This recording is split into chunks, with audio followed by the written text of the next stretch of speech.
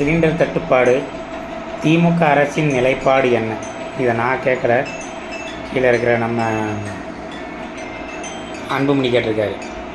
என்ன, இவர் எம்பி ஆக்குறதுல எந்த ஒரு பிரயோஜனமும் இல்லை அப்படின்னு அவரோட அப்பா ராமதாஸ் சொன்னதில் 100க்கு 100 உண்மை. சரிங்களா? எதை யார்கிட்ட கேட்கணும் அப்படிங்கிற ஒரு ஞானம் கூட இல்லை. பழனிசாமி கூட மத்திய அரசை வலியுறுத்துறாரு, சிலிண்டர் தட்டுப்பாடு இல்லாமல் தமிழகத்துக்கு கிடைக்க ஏற்பாடு செய்யுங்கள் அப்படின்னு சொல்லி. ஆனால் இந்த மாங்காய் திமுக அரசை கேட்கலாம். என்னன்னாலும் விழுந்தாலும் சரி எந்திரிச்சாலும் சரி திமுக தான்.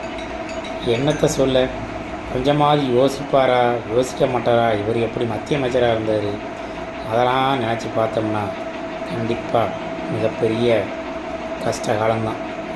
அவரையும் எம்பியாக்கி மேற்சபையில் போய் என்னத்தை பேச போகிறாருங்கிறதையும் பார்க்கறதுக்கு இல்லை. என்னத்தை பேச போகிறாரு? இதில் வேறு அவரே சொல்லிக்கிட்டாரு, அடுத்த கட்சிகளை நம்பி தான் நம்ம இருக்கோம் அப்படின்னு. ஆமாம், அப்புறம் எப்படி இருப்பேன்? தகப்பன் மகனுக்குள்ளே சண்டையை போட்டு கிடைக்குங்க, அப்புறம் அடுத்த கட்சியை நம்பி தானே இருப்பீங்க.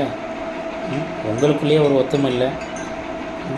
என்ன அப்பம் தான், தந்தை சொல்மிக்க மந்திரம் இல்லை அப்படின்னு தான் பழமொழி இருக்குது. தாயில் சேர்ந்த கோயிலும் இல்லை, தந்தை சொல்மிக்க மந்திரம் இல்லை. அந்த தந்தையோட பேச்சை கேட்காம தருதலை அலைஞ்சால் ஒரு காலத்தையும் முன்னேற முடியாது. கடைசி வரைக்கும் அடுத்த கட்சி நம்பி தான் இருக்கணும்.